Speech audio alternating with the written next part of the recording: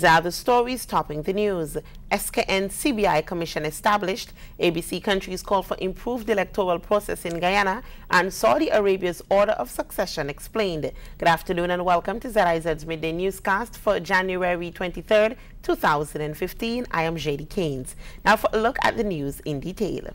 The Denzel Douglas administration has been for several months leading an in-depth process of review and evaluation where the country's Citizenship by Investment CBI program is concerned.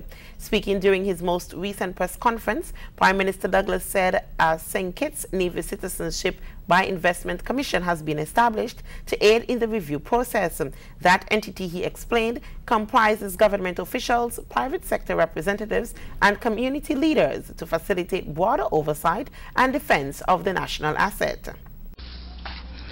For as long as there is a St. Kitts Nevis Citizenship by Investment program, there will be a process of ongoing review and evaluation of the program by the government. First, in order to protect the national security interest of our federation, and secondly, in order to ensure strong and constructive relations between St. Kitts and Nevis and the international community. Prime Minister Douglas outlined the importance of undergoing extensive review and evaluation. This was important on a number of fronts. Firstly, it served the government's need to exert maximum control over the program. Secondly, it reinforced the due diligence aspects of the program. And thirdly, it enabled the government to benefit from information provided by other nations as to how the program might be used for illicit purposes. Prime Minister of St. Kitts and Nevis, the Right Honorable Dr. Denzel Douglas. The health and safety of students and staff of the Bastia High School BHS remains a priority issue for the government of St. Kitts and Nevis. On Wednesday, the nation's leader, the Right Honorable Dr. Denzel Douglas, gave an update on the school and said while the shift system with the Washington Archibald High School continues, additional space is being sought. The shift system with Washington Archibald High School continues, with additional space having been secured in a nearby office building, and negotiations are now underway to secure temporary SIDF-funded classrooms to be placed in the immediate vicinity of the Washington Archibald High School. Prime Minister Douglas said his administration remains guided by the task force in order to ensure complete transparency. Senator the Honorable Carlisle Powell is completely unconvinced that the opposition's renewed love for Nevis is sincere. Senator Powell suggested that the opposition coalition leader, the Honorable Dr. Timothy Harris, and his associates are using Nevis as a pawn in their political game. The same thing with the Honorable Tim Harris, who was Minister of Agriculture. When Cedric Laibord was a federal Minister of Agriculture, he always looked across to Nevis and included the Honorable Roberto Hector when the NRP was in office, and included him on missions and trips abroad. How many times did Timothy Harris carry Roberto Hector? The truth is that he stopped taking any division with him when he took over the Ministry of Agriculture. Not only that, it's on public record that he is the man who attempted to take away the fisheries complex from Nevis to the point where we still don't have it. So how is it that they can tell me that the two people who were in office for 18 years did not for one day during the time they were in office find any love for Nevis? Mr. Powell said the People's Action Movement, Timothy Harris, and the Concerned Citizens Movement coming together had only one purpose: to displace the Denzel Douglas government. They have formed a marriage of convenience simply to get rid of what Vance Amry termed in his essay, the common enemy, at all costs. Doesn't matter. No plans to post-election. The only plan they have, get rid of Douglas. That was Senator the Honorable Carlisle Powell. We move now to news on the regional scene. Leading Western powers have pointed out the need for Guyana to improve its electoral process ahead of their May 11th general elections. Here's more. In a statement, the Canadian, British and American diplomats in Guyana said elections are a critical first step towards the return of a fully functioning parliament. But in looking ahead to the May 11 polls, they see room for improvement in the conduct of elections here. There was a warning against abuse of the state media by the ruling PPP. This has been a constant worry not only of Western powers but opposition political parties and civil society as well. In their statement, the British, Canadians and Americans said there should be equitable access to the state media. In his report on the Sri Lankan elections, of which he was chairman of the Electoral Observer Mission, former President Bara Jagdeo pointed to the abuse of state media there, the very thing he stands accused of in Guyana. During his presidency, state television, apart from limiting airtime for opposition groups, even went as far as outrightly refusing paid advertisements by the Alliance for Change.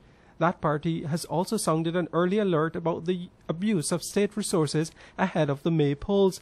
The Western diplomats said they would like to see mechanisms to allow for equitable access to political financing as well. They said too there should be timely and standardized procedures for the electoral process, improving communications with all stakeholders, in particular the Elections Commission. The diplomats also made a case for women, saying that there should be the promotion of gender-balanced participation throughout the electoral process. On the process itself, the diplomats said they hope that the electorate will be given a chance to vote based on a debate of important issues facing the country. The so-called ABC countries said they were committed to working with GCOM, all political parties and civil society to support free, fair and peaceful elections.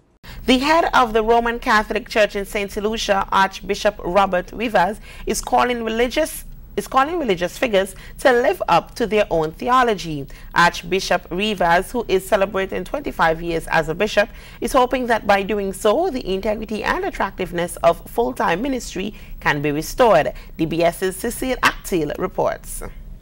Archbishop Robert Rivas celebrates 25 years of being a bishop. On his 25th anniversary, the head of the Catholic Church wants to see the churches in the region, including St. Vincent and St. Lucia, continue to expand and vocations flourish. Archbishop Rivas says that he wants to see men and women committed to serving God selflessly. He says that people are not making it an option. It was more missionary, I found, than St. Lucia in some ways. And the people are... The faith in St. Vincent is somewhat different from the faith. The faith here is more traditional here in St. Lucia than in St. Vincent. But you know, the people are basically the same. All people of the Caribbean have so... The head of the Roman Catholic Church says that the church and families need to take the leap of faith. Sometimes people say they... you know, all the things that are happening today with priests, you know, child abuse and, you know, priests, you know, not living up to the values and ideals of their vocation, you know, is making it difficult for young people to make this a choice for a way of life. But a vocation is a call from God. You know, and if God is calling, we have to trust God. 25 years ago, Archbishop Rivas was ordained a bishop in St. Vincent, making him the first bishop to serve the Roman Catholic Church in Kingstown, St. Vincent. The Archbishop says he had a vision for the sister church with a congregation of 10,000 and had many challenges. Society, to have that sense of creating a culture of vocations, where vocations can flourish and where people can transcend the shortcomings of individual priests or religious who may have failed along the way, and to see the bigger picture and the greater needs of the church. Again, and as I say, to trust God with their lives, and God can do beautiful things for us. And you know, a vocation to the priesthood or the religious life is a transformative vocation. It's a vocation that changes lives, our own lives and the lives of other people. Let me say, I am a priest this year. I'll be, on the 27th of June, I'll be 44 years a priest. While I'm celebrating 25 years as a bishop, I'm also this year celebrating 50 years of profession in the Dominican Order. The church has been able to build the links amongst priests and connect with dioceses with each other following a major priest conference. An Archdiocese Planning Committee was established to plan activities to mark the occasion. For the DBS News World, I am Cecil Akhtil. Internationally, Saudi King Abdullah bin Abdulaziz died this morning, weeks after he was admitted to the hospital. Abdullah, who had ruled since 2005 and was said to be aged about 90, had been suffering from a lung infection. His 79-year-old half-brother Salman has been confirmed as the new king. CNN's Nick Robertson explains the succession of the monarchy in Saudi Arabia. The line of succession in Saudi Arabia passes from brother to brother, all the sons of the original King Saud. So what has been happening over the years is that the leadership has become essentially older and older and older. King Salman, 79. He is in a very powerful position. The monarchy in Saudi Arabia, not like the monarchy in Britain, that doesn't wield power. In Saudi Arabia, the king has all the power. He holds a majlis, a court where people will come and petition him for things that they need.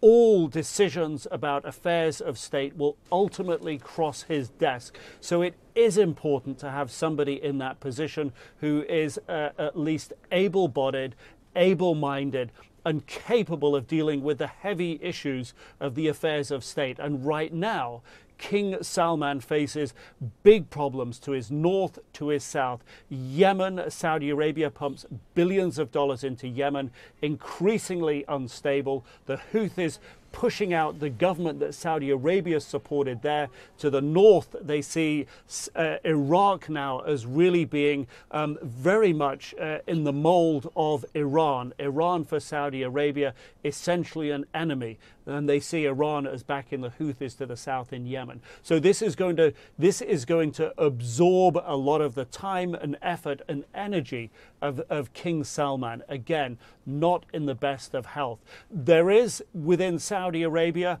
a very big question looming. When does succession drop to the next generation? The next generation educated by and large abroad. A very different generation to this older generation that's in power right now. That's not happening. What should we expect? We should expect King Salman very much to continue power in the same vein as King Abdullah. Don't expect any big changes initially, at least. Nick Robertson, CNN, London. Former British Prime Minister Tony Blair responded yesterday to the question of whether he should accept that he played a role in creating the current religious instability in the Middle East. You can have a debate about whether it's the right or the wrong decision, but I'd also point out, and I think many people in Iraq would, that Saddam Hussein wasn't exactly a force for stability, peace, and prosperity for his country, and was responsible for killing many, many hundreds of thousands of people. So, look, we can debate this, but what interests me is that there's always a reason. I mean, you're suggesting the extremism all comes from that decision, but then we see the extremism in France that, by the way, was opposed to Iraq. And then it's the cartoons. And then you see what happens in Belgium. What is the reason for that? And then you see what is happening in Nigeria or Central African Republic and Mali. And then you see, by the way, when Gaddafi was removed in Libya, we also now have huge instability there. And when we didn't intervene in Syria, we've got probably the worst situation. So my view is you can debate the political decisions, but at some point we've got to understand this extremism has grown up over a long period of time, over decades. Its roots are deep within a perversion of religion, a perversion of the religion of Islam. And I totally agree. Look, if you're sitting in Syria or Iraq today, you need immediate measures, which is why personally I support intervention in those situations. And you need immediate relief from the terrorism that is engulfing your life. But let's be very clear about this. Even if we were to defeat those extremist groups there, you've got other extremist groups. And you've got groups now starting in Europe and elsewhere, in Africa, in Central Asia, even in the Far East.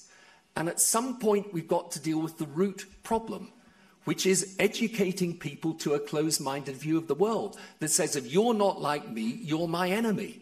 And we've got to stop making excuses for those people and start to tackle the fundamental incubation of that problem, which lies in formal and informal education systems, educating young people to a culture of hatred to those that are different. And if we don't deal with that, we can debate the political issues forever, but we're never going to get to the root of the problem.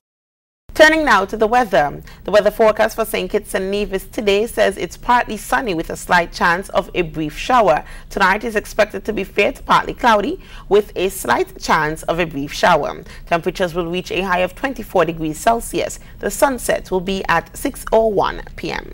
And that wraps up ZIZ's Midday Newscast for today, Friday. Join us this evening when we'll have the details to these stories and more in our major newscast. I have been your presenter, JD Gaines. Have a great afternoon.